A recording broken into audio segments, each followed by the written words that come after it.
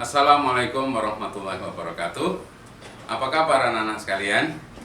Mudah-mudahan kalian semuanya pada hari ini dalam keadaan sehat walafiat ya. Selamat berjumpa kembali anak sekalian dengan Pak Sarjono.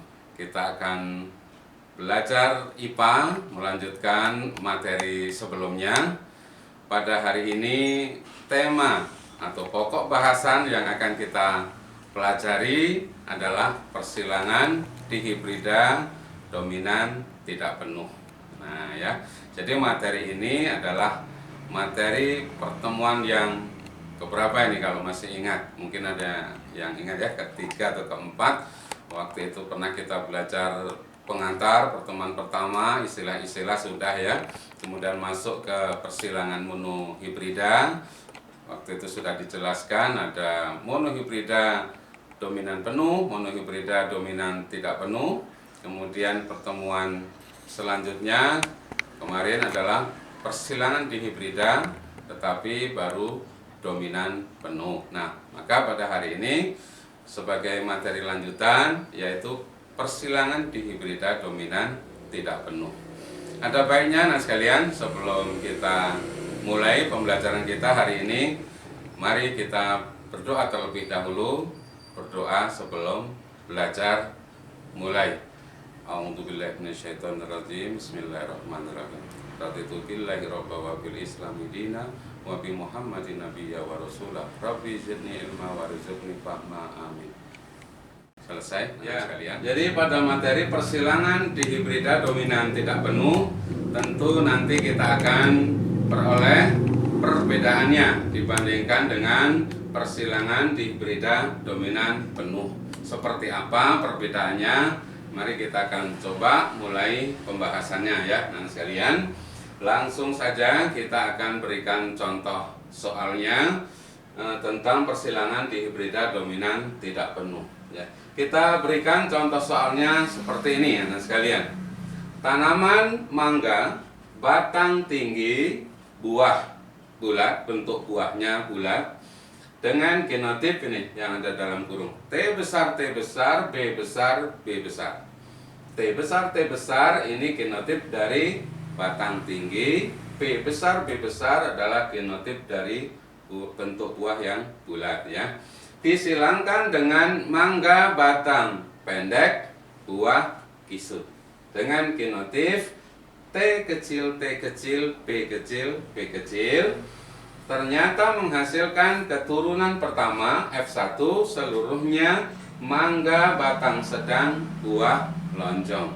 Nah, di sini mulai diperhatikan anak sekalian bahwa sifat keturunan pertama atau F1 ternyata tidak dimiliki oleh kedua induknya, baik induk jantan maupun induk betinanya.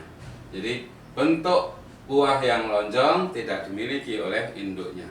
Tidak ada yang induknya memiliki sifat atau genotip untuk buahnya lonjong. Begitu juga soal tinggi pendeknya batang. Di sini dikatakan keturunan pertama F1 tingginya dikatakan sedang. Nah, sedang juga tidak ada, tidak dimiliki oleh kedua induknya. Nah, yang seperti ini secara sekilas bisa kita simpulkan ini berarti soal terkait dihibrida dominan tetapi tidak penuh ya. Kemudian jika sesama F1 disilangkan, ini pertanyaannya adalah tentukan rasio atau perbandingan. Yang pertama genotif, semuanya juga nanti pada F2-nya. Yang kedua atau bagian B adalah rasio fenotif pada F2-nya. Nah, barangkali langsung kita mulai menjawab soal ini. Kita sudah jelaskan sebelumnya. Yang pertama sekali kita sebutkan atau tuliskan adalah P1. Berarti induk pertama sekali di dalam soal atau cerita ini. Siapa yang bertindak sebagai P1? P1-nya induk jantannya adalah mangga batang tinggi, bentuk buah bulat. Sedangkan induk betinanya di sini mangga batang pendek, buahnya kisut. Langkah berikutnya setelah menuliskan P1, kita akan sebutkan atau tuliskan genotif. Genotipnya sudah ada di dalam soal. Induk jantannya mangga batang tinggi buah bulat itu T besar, B besar, B besar. Sedangkan induk betina genotifnya T kecil, B kecil, B kecil. Berikutnya fenotip.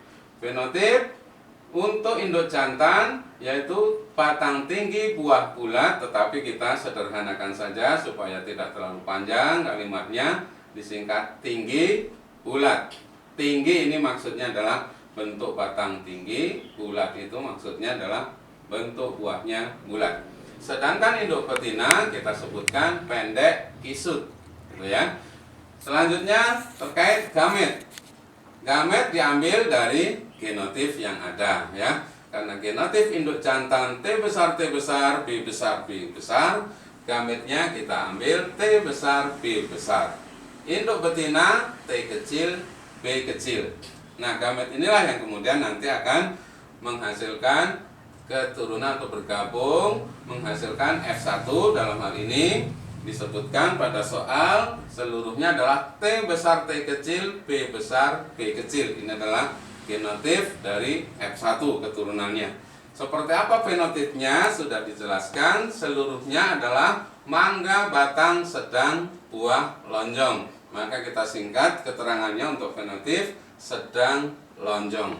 Selanjutnya sesuai dengan soalnya, sesama F1 dikatakan di sana akan disilangkan kembali, ya, akan disilangkan kembali atau lagi,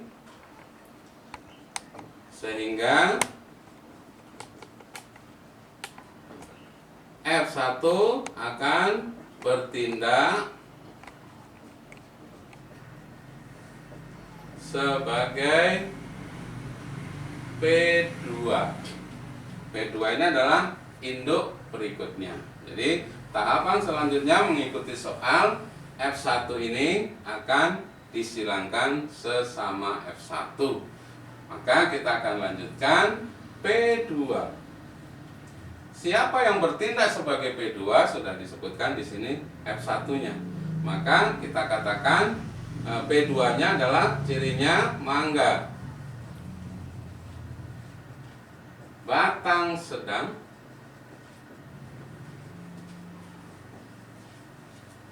buah lonjong. Induk betina bagaimana? Induk betina sama, karena dikatakan sesama F1, berarti mangga batang sedang buah juga lonjong. Selanjutnya genotip. Genotipnya kita mengikuti F1 yaitu T besar, T kecil, B besar, B kecil. Bagaimana induk betina? Sama ya. T besar, T kecil, B besar, B kecil. Fenotipnya. Fenotipnya kita singkat sedang, kemudian lonjong. Di sini juga sedang, lonjong. Nah, selanjutnya lagi anak-anak sekalian, setelah fenotip adalah gametnya. Gamet ini kita ambilkan dari genotif yang ada. Genotipnya T besar, T kecil, B besar, B kecil. Bagaimana gametnya? Kita lihat T yang pertama adalah T besar, B yang pertama adalah B besar. Maka kita dapatkan satu dulu gametnya T besar, B besar. Kemudian yang T besar masih ada kaitannya T besar dengan B-nya, tapi B kecil. T sudah yang pertama T besarnya, sekarang T yang kecil. T kecil pasangan dengan B besar, terakhir T kecil dengan B kecil. Begitu juga pada induk betinanya diperoleh gamet T besar, B besar, T besar, B kecil, T kecil, B besar, dan T kecil, B kecil. Nah, inilah gamet pada persilangan lanjutan ya sesama F1. Dari gamet inilah yang nanti akan bersilangan menghasilkan keturunan berikutnya yang disebut F2. Nah, F2 karena ini jumlah gametnya ada 4 macam, baik induk jantan maupun betina, tentu kita nanti akan buatkan dalam bentuk tabel ya. Dan isinya menjadi 16 kotak sebagaimana contoh soal pertemuan yang lalu, persilangan di hibrida dominan penuh pada F2 diperoleh 16 kotak. Oleh karena itu akan kita siapkan terlebih dahulu kotak untuk mengisikan tabel F2-nya. Ya, jadi kita sudah siapkan untuk buatkan tabel khusus untuk F2-nya ya. Seperti ini. Kemudian kita akan isikan ya. Induk jantan, ini yang simbol induk jantan ke bawah ini adalah gamet yang kiri tadi ya. Sedangkan satunya induk betina kita tuliskan ke kanan ada 4 kotak. Nah, kotak-kotak yang lain yang masih kosong inilah yang akan kita isikan pada akhirnya nanti sebagai jawaban ya dari soal itu, baik ketika ditanya rasio perbandingan genotif maupun nanti dasar untuk menjawab pertanyaan rasio perbandingan fenotif. Yang pertama kita akan jawab yang A, yaitu rasio perbandingan genotif. Maka mari kita mulai isikan kotak-kotaknya ya. Ada dari kotak pertama nanti sampai 16. Masih ingat ya anak-anak cara mengisikan? Misalkan mengisi kotak pertama, berarti ditunjuk dulu kotak pertama. Kemudian isinya apa? Lihat ke kiri, T besar, B besar. Kemudian ke kanan juga T besar, B besar. Maka kita isikan T-nya keadaannya semuanya besar. Kita sebutkan besar, besar. T-nya maksudnya. B-nya juga besar, besar. Nah, ini untuk kotak pertama. Kotak kedua ditunjuk ke kiri lagi, T-nya besar, B-nya besar. Sedangkan ke atas T-nya besar, B-nya kecil. Maka kita tuliskan T-nya besar, besar. Bagaimana B-nya? Besar, kecil. Kotak ketiga langsung besar, kecil, besar, besar. Kotak keempat besar, kecil, besar, kecil. Kotak kelima besar, besar, besar, kecil. Kotak keenam besar, besar, kecil, kecil. Kotak ketujuh besar, kecil, besar, kecil. Besar, kecil, kecil, kecil. Kotak ke-9 besar, kecil, besar, besar. Kotak ke-10 besar, kecil, besar, kecil. Kecil, kecil, besar, besar. Kecil, kecil, besar, kecil. Kotak 13 besar, kecil, besar, kecil. Besar, kecil, kecil, kecil. Kecil, kecil, besar, kecil. Kecil, kecil, kecil, kecil. Nah, sudah kita isi keseluruhan kotak. Ada 16 yang tadi kosong, sekarang sudah ada isinya. Inilah kumpulan dari genotip yang kita peroleh hasil persilangan gamet-gamet yang ada ini. Maka mari kita kelompokkan dari genotip yang ada ini. Untuk genotip yang sama itu akan kita jadikan satu pada kelompok yang sama. Kemudian berikutnya kelompok yang lain ya. Kita lihat dari kotak pertama. Genotipnya adalah T besar, T besar, B besar, B besar. Selain ada di kotak nomor 1, adakah di kotak yang lain sampai nomor 16 yang sama persis? Ternyata tidak ada. Maka dapat kita katakan satu kelompok tersendiri. Genotip pertama yaitu besar, besar, besar, besar. berarti hanya ada 1. Adanya di mana tadi? Pada kotak nomor 1. Nah, itu cara mengisinya. Sekarang lanjut yang kotak kedua. Besar, besar, besar, kecil. Lihat, adakah kawannya yang sama dengan kotak nomor 2?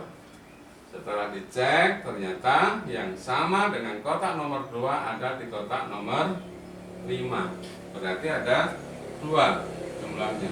Besar, besar, besar, kecil. Ada 2. Adanya di kotak mana saja? Kotak nomor 2 dan 5. Lanjut ya. Yang ketiga, besar, kecil, besar, besar. Cari selain yang sudah disebutkan, artinya belum, yang sama lagi dengan kotak nomor 3. Besar, kecil, besar, besar. Adanya di kotak nomor 9 ya. Berarti ada 2. Di mana adanya? Di kotak nomor 3 dan 9. 1 sampai 3 sudah muncul. Kotak nomor 4. Cirinya adalah genotipnya besar, kecil, besar, kecil. Kotak lain selain nomor 4 yang sama mana saja? Ada di kotak nomor 7, 10 dan 13. Berarti ada 4. Mana saja adanya di kotak nomor 4, 7, 10 dan 13. Sampai kotak nomor 4 sudah. Kotak nomor 5 juga sudah. Kotak nomor 6 belum ya.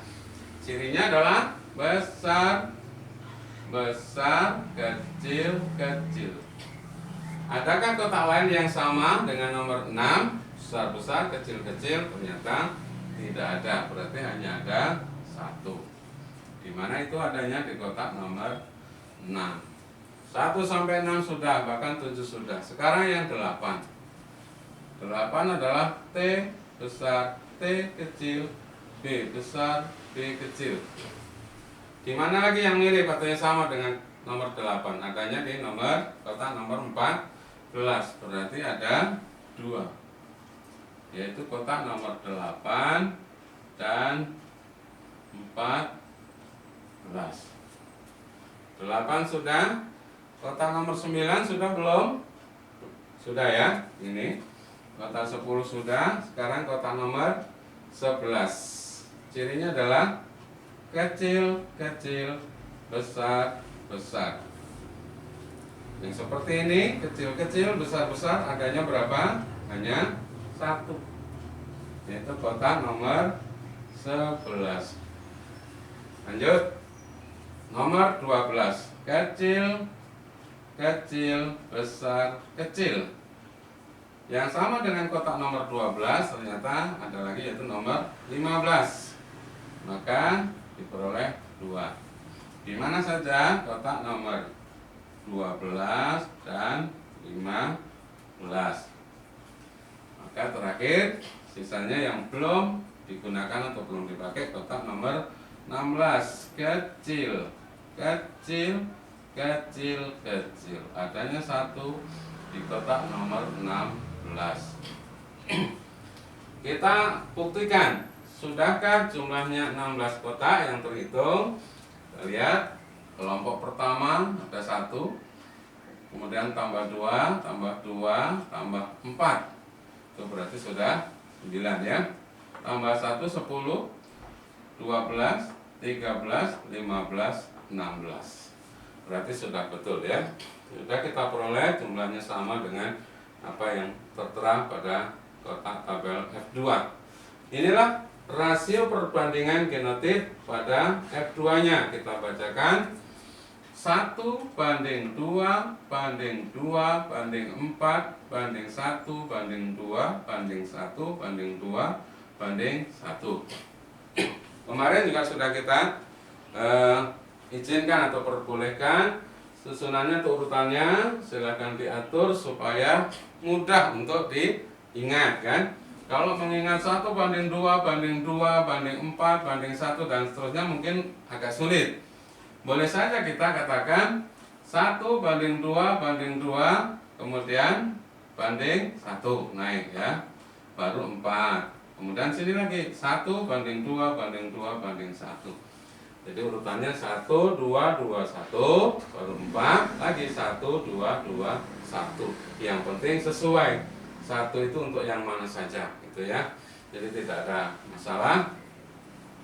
Apakah ini perlu dihafalkan? Sebetulnya ya tidak perlu dihafalkan karena bisa dikerjakan atau bisa dilacak pada tabel yang ada. Tapi kalau sampai kalian juga bisa atau sanggup menghafal ya lebih bagus. Itu 1:2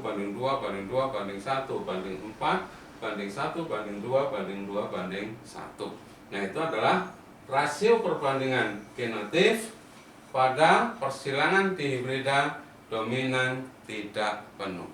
Ya, baik. Tadi sudah kita peroleh ya, anak sekalian, jawaban pertanyaan yang A, rasio atau perbandingan genotif sudah diperoleh. Ada berapa kelompok tadi? 9 kelompok besar ya. 1:2 banding 1 banding 4 dan banding 1 banding 2 banding 2 dan banding 1 lagi. Bagaimana dengan fenotif? Ya, yang pertanyaan B ya, rasio perbandingan fenotipnya. Coba kita jawab di sini. Kotaknya, tabelnya masih ya kita gunakan. Yang tadi masih tersisa ini. Ini adalah untuk keperluan menjawab yang genotip tadi ya. Tetapi memang yang fenotip tidak lepas dari genotipnya ini, karena kita akan memberi keterangan untuk setiap kotaknya. Fenotipnya adalah keterangannya atau sifat yang nampak. Kotak pertama, T besar, B besar. Bisa dilacak di soal. Kalau T-nya besar semua, maka fenotipnya adalah tinggi. B besar terkait bentuk buah ya, bulat. Maka nanti kita sudah peroleh kelompok pertama tinggi bulat. Kotak kedua, T besar masih tinggi. Kemudian B besar, B kecil, sesuai dengan alur cerita tadi adalah pertengahan antara bulat dengan kisut, berarti lonjong. Nggak muat ya kotaknya. Lanjut, T besar, T kecil berarti sedang. B besar bulat. Kecilan ya kotaknya, sedang,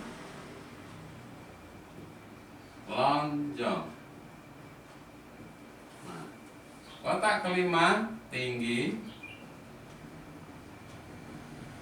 lonjong. Kotak keenam tinggi, kisut. 7 sedang, lonjong. Nah, kotaknya nggak muat, ambil sebelahnya ke atas ya. Sedang, kisut ya. Kemudian sedang, bulat. Sedang, lonjong. Pendek, T kecil, bulat. Pendek, lonjong. Sedang, lonjong. Sedang, kisut ya, maaf. Kisut, pendek, lonjong, pendek, kisut. Nah, jangan bingung ya. Jadi ada tinggi, ada sedang, ada pendek, ada bulat, ada lonjong, ada kisut. Jadi ya teliti saja mengerjakannya. Sekaligus memang disampaikan kebanyakan di antara siswa selama ini untuk hal seperti ini yang hibrida dominan tidak penuh sering kesulitan. Mungkin karena kurang teliti saja ya anak sekalian. Mudah-mudahan untuk kalian tidak kesulitan ya. Berarti kita coba kelompokkan untuk yang sama dijadikan satu kelompok. Tinggi bulat. Adakah selain kotak nomor 1 yang fenotipnya adalah tinggi bulat? Ternyata dicari-cari tidak ada ya. Adanya hanya di kotak nomor 1. Kita tuliskan. Tinggi bulat hanya ada 1, yaitu di kotak nomor 1. Sekarang kotak nomor 2, tinggi lonjong. Enggak mirip tulisannya ini. Tuh. Mana saja yang keterangannya tinggi lonjong? Sini ya, tinggi lonjong. Sini tinggi lonjong. Ada 2. Berarti di kotak mana saja? Kotak nomor 2 dan 5. Kemudian kotak ketiga, sedang bulat. Sedang bulat. Adakah selain kotak nomor 3 yang keterangannya sedang bulat? Ada. Kotak nomor 9. Berarti ada 2. Kotak nomor 3 dan 9. Kotak nomor 4 keterangannya adalah sedang lonjong. Yang sedang lonjong kita urutkan ke sini, semuanya sedang lonjong. Ada 4. Adanya di kotak mana saja? Kotak nomor 4, kotak nomor 7, kotak nomor 10, dan kotak nomor 13. Sampai dengan kotak nomor 4 sudah kita tuliskan. Kotak nomor 5 sudah belum? Sudah tadi ya. Kotak nomor 6 belum. Keterangannya apa? Tinggi kisut. Yang tinggi kisut ada berapa? Ternyata hanya ada 1, yaitu di kotak nomor 6. Kotak 7 sudah kepakai, kotak 8 belum ya. Keterangannya apa? Sedang kisut. Cari yang sedang kisut ada berapa? Selain 8 ada di kotak nomor 14. Berarti ada 2. Kotak nomor 8 dan kotak nomor 14. Kotak sampai 8 sudah, 9 sudah terpakai. Nah, sudah ya, 10 sudah, 11 belum. Berarti pendek bulat. Pendek bulat ada berapa? Hanya 1 ya, di kotak nomor 11. Kemudian kotak nomor 12 kita tuliskan pendek lonjong. Pendek lonjong ada 2, yaitu di kotak nomor 12 dan kotak nomor 15.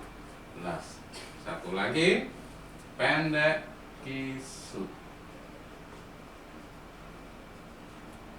Ada 1 saja, yaitu di kotak nomor 6. Sudah terisi semuanya. Lagi coba kita koreksi atau hitung. Benarkah sudah 16? 1 ditambah 2 tambah 2 ada 5 ya. Tambah 4 dari 9, 10, 12, 13, 15, 16. Berarti sudah pas dengan jumlah kotak yang ada, 16. Nah, inilah anak sekalian rasio perbandingan untuk fenotipnya ya. Kira-kira kalau dibandingkan dengan yang genotip tadi, angkanya sama perbandingannya. Jadi 1 banding 2 banding 2, di sini 4, terus 1, 2, 1, 2, 1. Kalau mau dirapikan seperti tadi juga bisa. 1 banding 2 banding 2, terus lompat dulu banding 1. 1, 2, 2, 1. Baru 4 tengah ya. Mulai lagi 1, 2, 2, 1. Jadi sama pengelompokannya, baik untuk perbandingan genotip maupun fenotip. Itu adalah persilangan dihibrida dominan tidak penuh.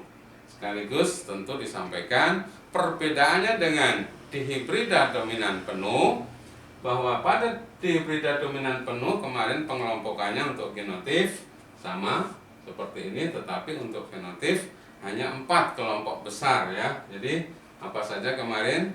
Ya 9, 3, 3, 1 begitu ya pengelompokannya.